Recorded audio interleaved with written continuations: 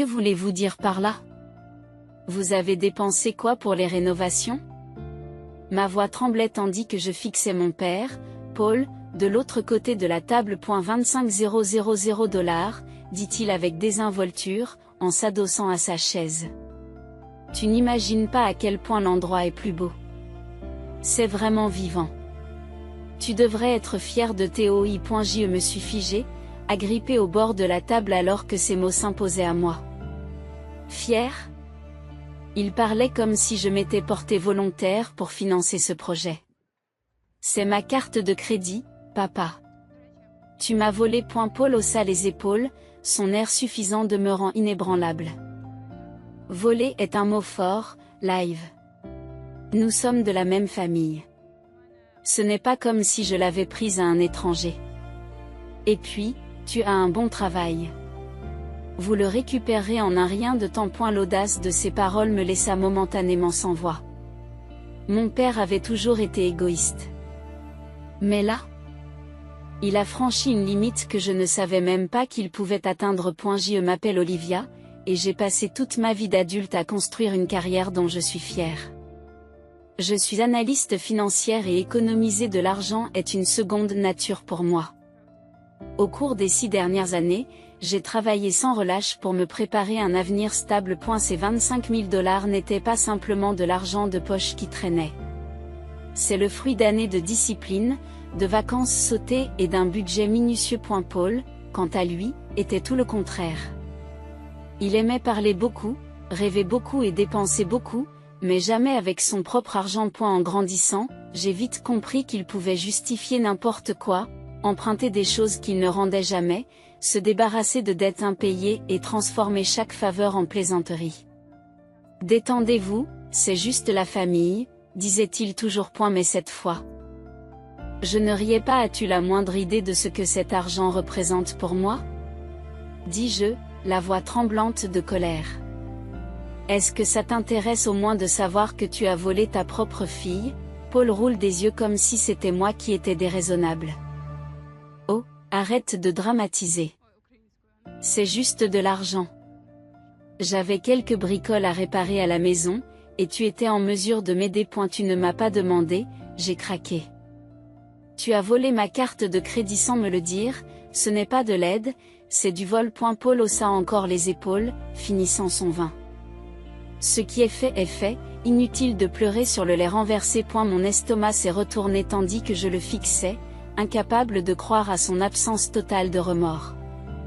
Pendant des années, il s'en était tiré avec son égoïsme parce qu'il était assez charmant pour se tirer d'affaire. Mais pas cette fois. Cette fois, il était allé trop loin. Cette nuit-là, je n'ai pas pu dormir. Je suis resté éveillé, fixant le plafond. Les mots de Paul résonnaient dans mon esprit. Tu reviendras en un rien de temps. Comment pouvait-il agir avec autant de désinvolture après m'avoir volé? J'avais travaillé sans relâche pendant des années pour économiser cet argent, et il avait tout gaspillé sur un coup de tête. Finalement, je suis sorti du lit et j'ai pris mon ordinateur portable. En me connectant à mon compte de carte de crédit, j'ai fait défiler les transactions, mon estomac se tordant à chaque fois. Le résultat était là. 7 500 $ dans un magasin de bricolage. 12 000 $ pour des fournitures de toiture. 500 $ pour des travaux d'aménagement paysager. Chacune de ces dépenses témoignait de sa complaisance égoïste. J'ai cliqué sur les détails, à la recherche de tout ce qui pourrait me donner un moyen de pression. Mon cœur s'est emballé lorsque j'ai repéré les adresses de livraison des commandes. Elles indiquaient toute la maison de Paul. J'ai senti une lueur d'espoir. Ce n'était plus un simple soupçon. J'avais des preuves. Le lendemain matin, j'ai appelé la banque pour signaler la fraude. Le représentant à l'autre bout du fil m'a écouté patiemment pendant que j'expliquais tout, de la carte volée aux frais non autorisés. Savez-vous qui a effectué les transactions? Oui, répondis-je d'une voix ferme. C'est mon père. Il y a eu une pause avant qu'elle ne reprenne la parole. Dans ce cas, nous devons faire remonter l'affaire à notre équipe d'enquête sur les fraudes. Il pourrait vous demander des informations supplémentaires, selon les circonstances. Les forces de l'ordre pourraient être impliquées. Les forces de l'ordre. Ces mots m'ont fait l'effet d'un coup de poing dans le ventre. Ce n'était pas la façon dont je voulais que les choses se passent, mais quel choix avais-je? Paul ne m'avait laissé aucune option. S'il pensait pouvoir m'écraser simplement parce que nous étions de la même famille, il allait apprendre à quel point il se trompait. Plus tard dans la journée, j'ai raconté à ma meilleure amie Maya ce qui s'était passé. Elle m'a écouté en silence, son expression s'assombrissant à chaque mot. C'est plus qu'égoïste, Liv, dit-elle finalement. Tu dois lui demander des comptes. Il ne peut pas continuer à te traiter comme c'est à point. J'y sais, ai-je dit en passant une main dans mes cheveux. Mais c'est mon père. C'est tellement désordonné. Désordonné ou pas, ce n'est pas qu'une question d'argent, a répondu Maya. C'est une question de respect. Et il est clair qu'il ne te respecte pas. Ces mots m'ont frappé de plein fouet. Elle avait raison. Ce n'était pas qu'une question d'argent. Il s'agissait de fixer des limites, ce que j'aurais dû faire depuis longtemps. Le lendemain, je me suis assise à la table de ma cuisine et j'ai regardé le rapport de fraude que j'avais déposé à la banque. Paul avait franchi tant de limites au fil des ans. Mais là, c'était tout à fait autre chose. Mon esprit ne cessait de repenser à l'expression suffisante qu'il avait affichée lors du dîner. La façon dont il m'a rejeté, comme si je réagissais de façon excessive. Il était temps de l'affronter. Je ne savais pas trop ce que j'attendais. Des excuses, peut-être. Ou au moins une once de remords. Ce que j'ai obtenu, c'est un cours magistral de déviation. Lorsque je suis arrivée chez lui, Paul était dehors en train d'admirer son jardin fraîchement aménagé. C'est beau, n'est-ce pas? Me dit-il. Rayonnant. C'est grâce à toi. Mon sang n'a fait qu'un tour. Grâce à moi, lui dis-je. Tu veux dire grâce aux 25 000 $ que tu m'as volés? Paul soupira, secouant la tête comme si c'était moi qui n'étais pas raisonnable. Liv, on en a déjà parlé. C'est l'argent de la famille. Je n'ai rien volé. Je l'ai juste emprunté. Et honnêtement, tu t'en sors mieux. Cet endroit avait besoin d'un sérieux travail. Je l'ai regardé, stupéfait par son audace. Tu n'as rien emprunté. Pour emprunter, il faut une permission, Paul, et tu ne me l'as jamais demandé. Tu l'as juste pris. Et elle croise les bras, l'expression se durcit. Tu es jeune. Tu as le temps de le récupérer. Pourquoi en fais-tu toute une histoire? Je suis ton père, pour l'amour de Dieu. J'ai fait tant de choses pour toi au fil des ans. Tu ne peux pas laisser passer cette chose. J'ai tant fait pour moi, répétai-je, la voix tremblante. Comme quoi, exactement? Tu m'as volé toute ma vie. Paul. C'est juste la première fois que tu te fais prendre. Son visage s'assombrit. Surveille ton ton, me dit-il. Tu es ingrate. Je n'ai pas eu à t'élever, tu sais. J'aurais pu laisser ta mère se débrouiller toute seule. Les mots ont été profonds, mais je refuse de le laisser me voir flancher. Ingrat? C'est moi qui ai dû nettoyer tes erreurs pendant des années. Je t'ai pardonné tant de choses, mais ça? C'est aller trop loin. Pour la première fois, Paul semble mal à l'aise. Qu'est-ce que tu dis, Liv? Tu vas vraiment en parler en dehors de la famille? Je l'ai déjà fait, j'ai dit fermement. L'enquête sur la fraude est en cours. La banque est impliquée. Et si tu penses que je vais reculer, tu ne me connais pas aussi bien que tu le crois. L'appel de l'équipe de lutte contre la fraude de la banque est arrivé tôt le lendemain matin. Je me suis assis à la table de ma cuisine, un café à la main, pendant que l'enquêteur, Monsieur Bennett, me décrivait les prochaines étapes. Nous avons examiné les frais et les détails que vous nous avez fournis, m'a-t-il dit. Comme les adresses de livraison correspondent au domicile de votre père, il est clair que les transactions n'étaient pas autorisées. Nous aurons besoin d'une déclaration formelle de votre part, et nous transmettrons probablement l'affaire aux autorités locales pour qu'elles mènent une enquête plus approfondie. Entendre les mots autorités locales m'a mis les nerfs en pelote. Cela signifie-t-il qu'il pourrait faire l'objet d'une inculpation? Ai-je demandé avec prudence. Oui. A répondu Monsieur Bennett. C'est du vol. Tout simplement.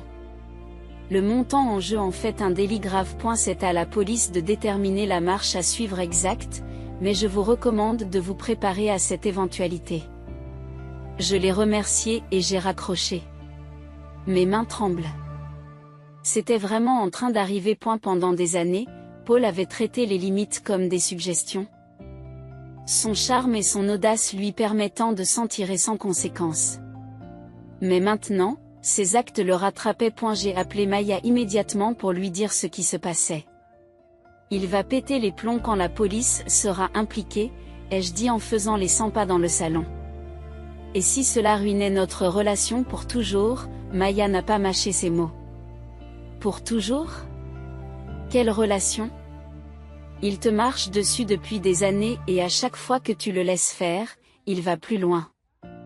Il ne s'agit pas de gâcher quoi que ce soit, il s'agit de se protéger. Ces mots m'ont frappé comme une gifle. Elle avait raison. J'ai passé tellement de temps à essayer de maintenir la paix, à craindre de faire des vagues, que je n'avais pas remarqué à quel point je m'étais sacrifié dans ce processus. Je ne veux plus me sentir comme ça, ai-je admis, la voix brisée. Chaque fois que je me défends, j'ai l'impression d'être le méchant. Tu n'es pas la méchante, dit Maya avec fermeté.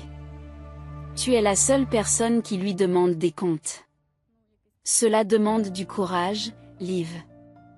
Ne le laisse pas te faire sentir autrement. Ces mots m'ont marqué alors que je m'asseyais et que je fixais le rapport de fraude sur mon ordinateur portable. Il ne s'agissait pas seulement d'argent, il s'agissait de tracer une ligne dans le sable. Paul devait apprendre que les actes ont des conséquences et si le seul moyen de le lui apprendre était de mener une enquête sur les fraudes, qu'il en soit ainsi. J'ai pris mon téléphone et j'ai rappelé Monsieur Bennett. Je déposerai la déclaration aujourd'hui, lui ai-je dit.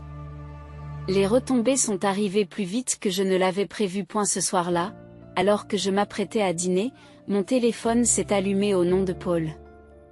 J'ai hésité avant de répondre, sachant très bien que la conversation ne serait pas agréable. Olivia, commença-t-il, la voix tranchante.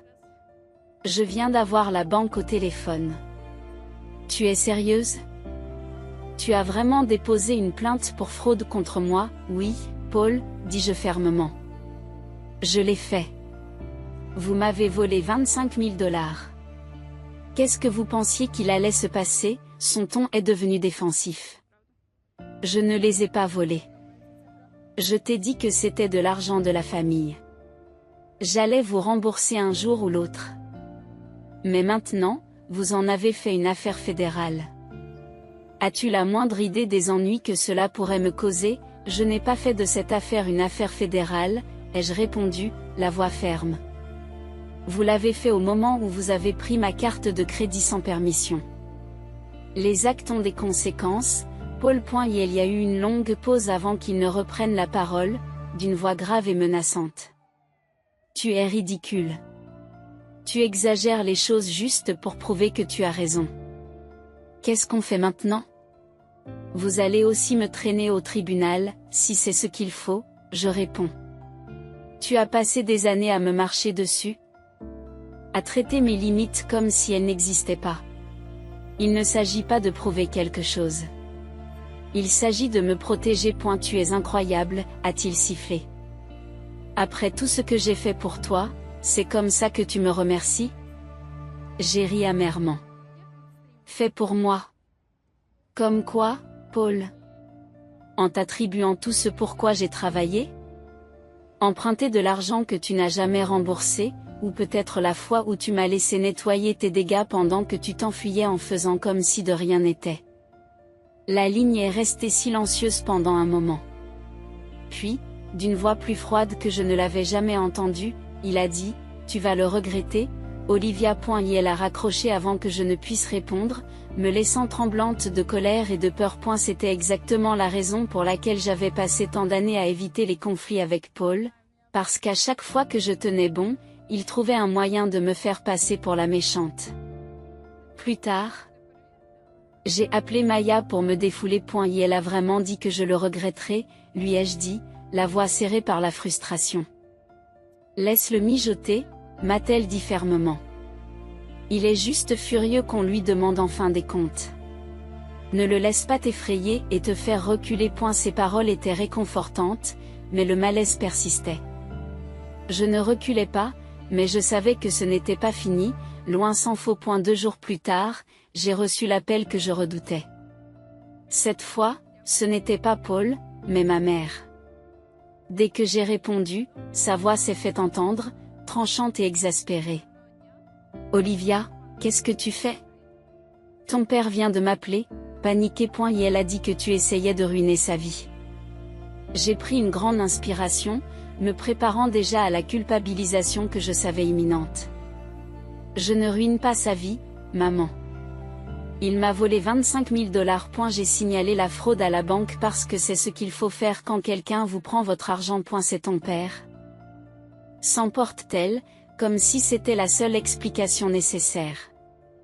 Et moi, je suis sa fille, ai-je répondu en m'efforçant de garder ma voix calme.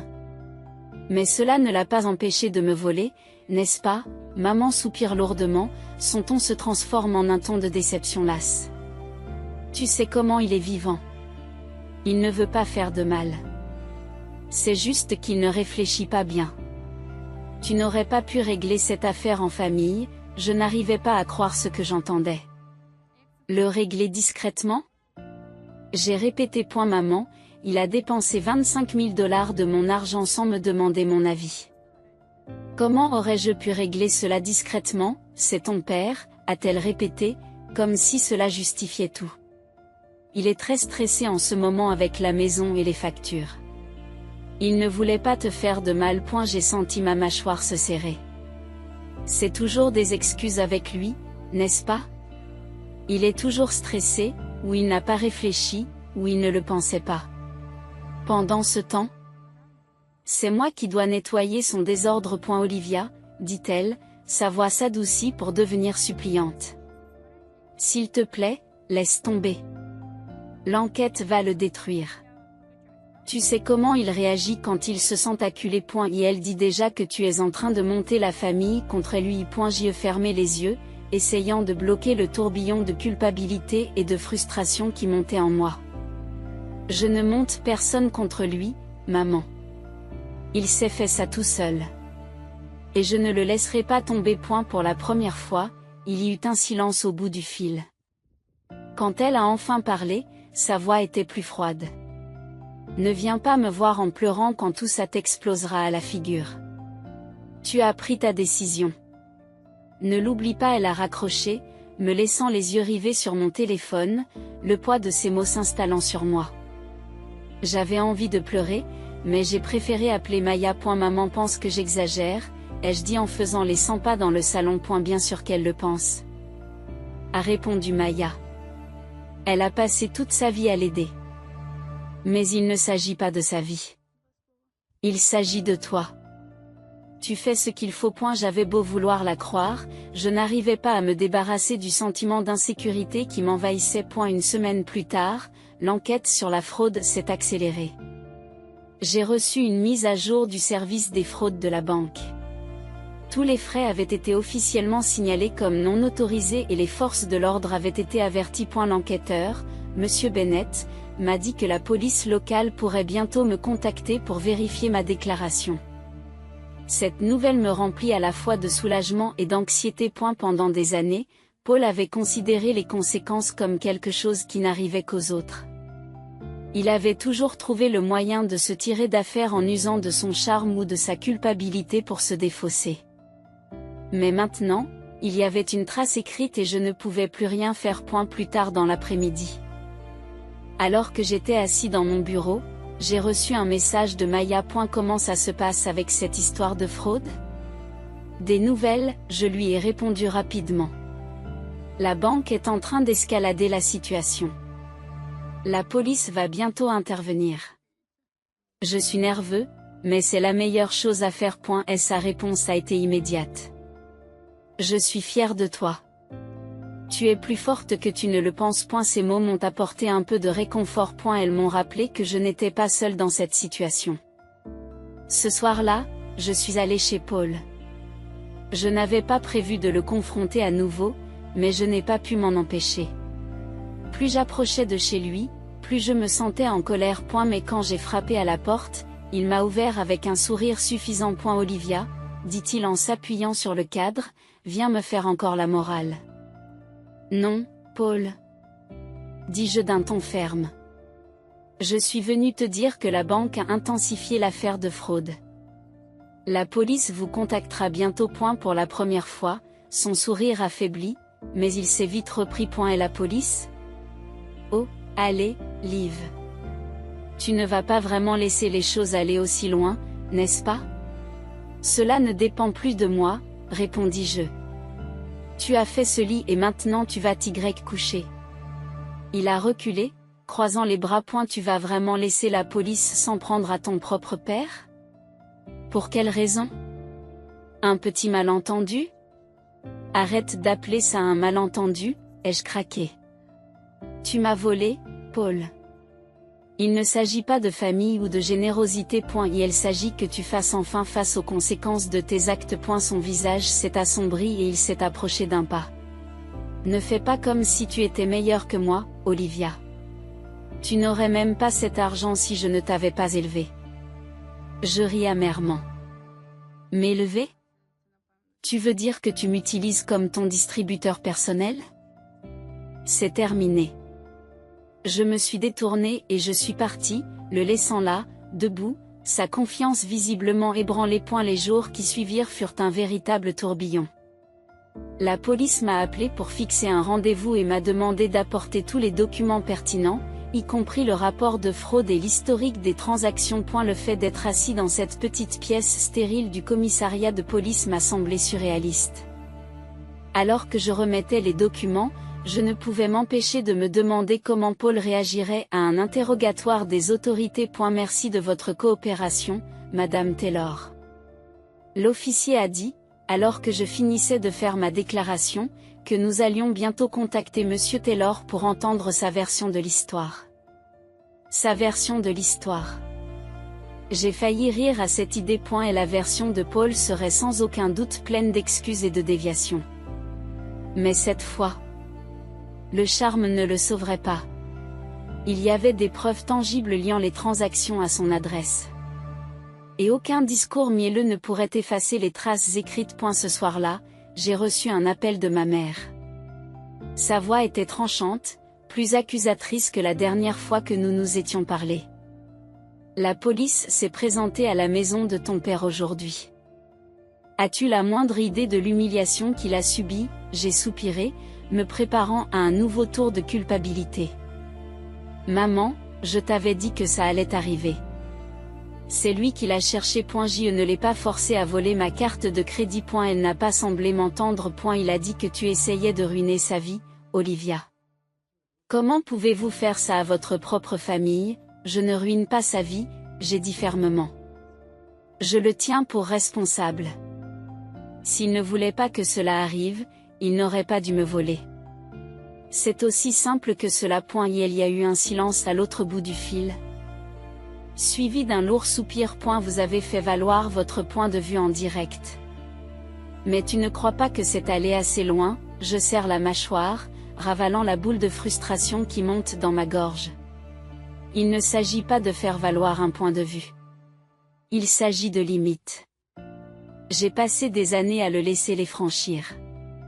Et j'en ai fini. Et si tu ne peux pas comprendre ça, je ne sais pas quoi dire d'autre. Elle a raccroché sans un mot de plus, me laissant avec le même sentiment de vide que j'avais eu après notre dernière conversation. Malgré la tension, j'ai ressenti un étrange soulagement en rentrant chez moi ce soir-là. Pour la première fois depuis des années, j'avais l'impression de me défendre. Paul avait toujours accepté sans rien demander, il avait toujours pensé que je pardonnerais et que j'oublierais. Mais maintenant, il apprenait que les actes ont des conséquences. Et cette connaissance était plus satisfaisante que je ne l'avais jamais espéré. Les retombées de l'enquête ont frappé Paul plus durement que je ne m'y attendais. La police a clairement indiqué que les preuves contre lui étaient solides. Les transactions non autorisées, les adresses de livraison liées à son domicile et le rapport de fraude que j'avais déposé auprès de la banque. Il ne pouvait pas s'en sortir, peu importe son charme ou ses excuses. Lorsque j'ai appris qu'il avait été officiellement accusé de vol, j'ai ressenti un mélange d'émotions. Il y avait le soulagement. Enfin, quelqu'un lui demandait des comptes. Mais il y avait aussi de la tristesse. Même si je voulais qu'il assume les conséquences de ses actes, il était difficile de voir mon propre père tomber si bas. Maman m'a rappelé le soir où j'ai appris les accusations. Cette fois, son ton était modéré. Ton père est dans un sale état, dit-elle. La voix tremblante. Il a peur.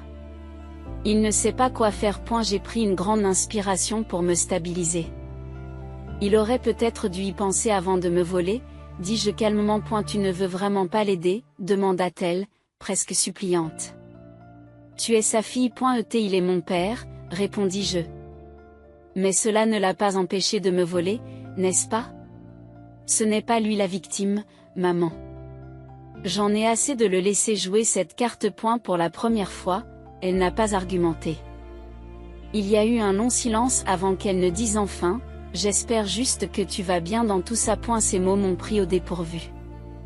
Je n'avais pas l'habitude qu'elle prenne de mes nouvelles. D'habitude, il s'agissait d'arranger les choses pour Paul. J'y vais bien, dis-je au bout d'un moment. En fait, je vais mieux que bien. Pour la première fois depuis longtemps, j'ai l'impression de reprendre le contrôle de ma vie. Après avoir raccroché. Je me suis assise sur le canapé et j'ai laissé le poids de tout cela m'envahir. Il ne s'agissait pas seulement des 25 000 $ ou du rapport de fraude. Il s'agissait de me défendre enfin, de tracer une ligne qui ne pourrait plus être franchie. Paul avait passé des années à profiter de ma générosité et de ma confiance. Et pour la première fois, j'ai dit stop. Aussi difficile qu'ait été le processus, j'ai senti qu'un sentiment d'apaisement commençait à s'installer. La culpabilité qui avait persisté pendant des semaines s'estompait, remplacée par quelque chose que je n'avais pas ressenti depuis des années. La fierté. Le jour où j'ai reçu la dernière information de la banque, j'ai su que j'avais fait le bon choix. Ils ont confirmé que les frais frauduleux avaient été annulés et que les fonds avaient été rétablis sur mon compte. Pour la première fois depuis des semaines, j'ai senti le nœud dans ma poitrine se desserrer. J'avais réussi. J'avais tenu tête à Paul. J'avais géré les retombées avec ma famille et j'avais récupéré ce qui m'appartenait. L'ancienne moi aurait pu laisser couler, en se disant que ça ne valait pas la peine. Mais cette fois, j'avais tracé une ligne et j'étais resté ferme. Paul, quant à lui, n'allait pas très bien. D'après maman, il essayait de négocier un accord pour éviter la prison. Il est dévasté, m'a-t-elle dit lors de notre dernier appel. Mais je pense qu'il comprend enfin à quel point il t'a fait du mal. Je n'en étais pas si sûre. Paul avait toujours été doué pour jouer les victimes quand cela l'arrangeait. Mais qu'il ait vraiment compris ou non ne m'importait plus. Il ne s'agissait pas de lui. Il s'agissait de moi. Au cours des semaines suivantes, j'ai commencé à ressentir une nouvelle clarté. Mes relations avec ma mère étaient toujours tendues, mais je m'en accommodais. Je n'allais pas passer ma vie à contourner l'ego de Paul ou à me plier en quatre pour maintenir la paix. Maya est venue un soir, apportant une bouteille de vin pour célébrer la fin de l'épreuve. À vous, a-t-elle dit en levant son verre, pour avoir prouvé que les limites ne sont pas négociables. Nous avons trinqué et je n'ai pas pu m'empêcher de rire. Je suppose que j'avais besoin d'un rappel à l'ordre de 25 000 $, ai-je dit. Mieux vaut maintenant que jamais, a répondu Maya. Tu es plus forte que tu ne le penses, Liv. Ne l'oublie pas. Dans les semaines qui ont suivi, je me suis investie dans mon travail, avec un regain de concentration et de détermination. Mon compte d'épargne était à nouveau intact et j'avais appris une leçon qui me suivrait pour le reste de ma vie. Et la confiance se mérite, elle ne se donne pas gratuitement, même lorsqu'il s'agit de la famille. Quant à Paul, je ne savais pas ce que l'avenir réservait à notre relation. Mais pour la première fois, je n'avais pas peur de garder mes distances.